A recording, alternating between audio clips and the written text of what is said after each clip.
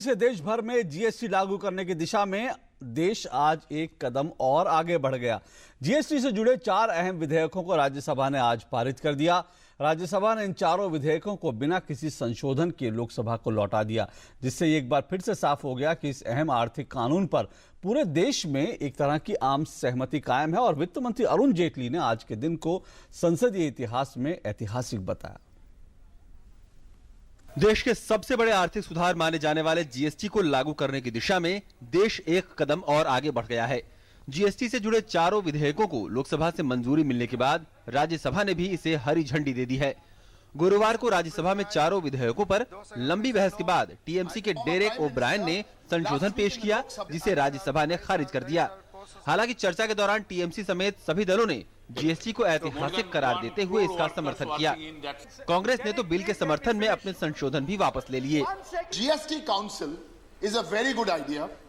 The way it has been composed and the way it expresses itself, no doubt about that, and full credit to the finance minister for making it happen. There is no amendment. And it supports the federal structure. The former Prime Minister Dr. Manmohan Singh has advised me not to move this amendment in keeping with the spirit of consensus, to maintain the federal framework, to give respect to the GST Council. I am not moving this amendment at all. वित्त मंत्री अरुण जेटली ने चर्चा का जवाब देते हुए GST के फायदे गिनाए। वित्त मंत्री ने जीएसटी को एक क्रांतिकारी बिल बताते हुए कहा कि ये सभी को फायदा पहुंचाएगा। उन्होंने कहा कि जीएसटी में संघीय ढांचे का खास ध्यान रखा गया है ताकि राज्यों और केंद्र के बीच टकराव न हो। The GST Council effectively is India's first federal institution which is functioning, and therefore we have been careful enough in the GST Council, and we have tried to reach a consensus on every issue, and we have consciously avoided a vote.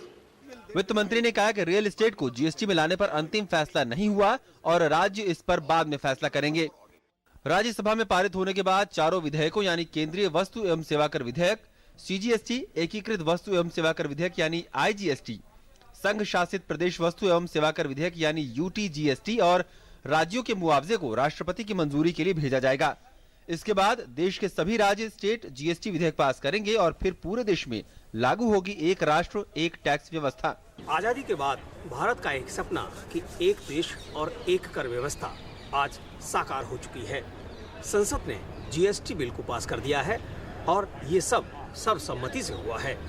इस व्यवस्था से केंद्रीय स्तर पर लगने वाले उत्पाद शुल्क, सेवा कर और राज्यों में लगने वाले वैट सहित कई अन्य कर जीएसटी में शामिल हो जाएंगे।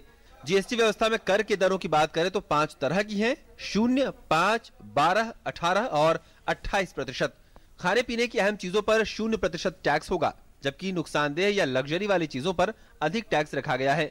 सरकार जीएसटी को 1 जुलाई 2017 से लागू कराने की तैयारी कर रही है। इससे न केवल आम लोगों को बल्कि कारोबारियों को भी काफी फायदा होगा।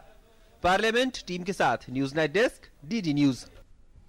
और संसद से जीएसटी कानून पारित होने के बाद सर्वसम्मति से इसका स्वागत किया गया। वित्त मंत्री ने कहा कि जीएसटी अब एक हकीकत है और राष्ट्रपति की अनुमति के साथ साथ राज्य सरकारें भी इसे समय से लागू करेंगी।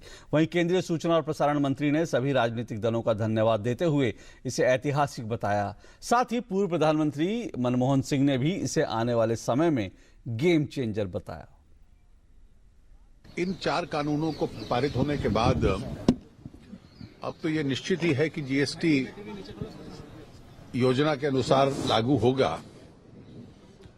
राष्ट्रपति जी की स्वीकृति मिलने के बाद राज्यों की विधानसभा जो एसजीएसटी कानून है वो पारित करेंगी। एक ऐतिहासिक क्षण है देश का राजनीतिक इतिहास में और सभी पार्टी ने मिलकर बिल को पास कराया। मैं सबको अभिनंदन देना चाहता हूं। Well, it could be game changers, but we should not assume that there will be no difficulties on the way. There must be a constructive spirit, cooperation between the federal government and the state government to resolve those outstanding issues.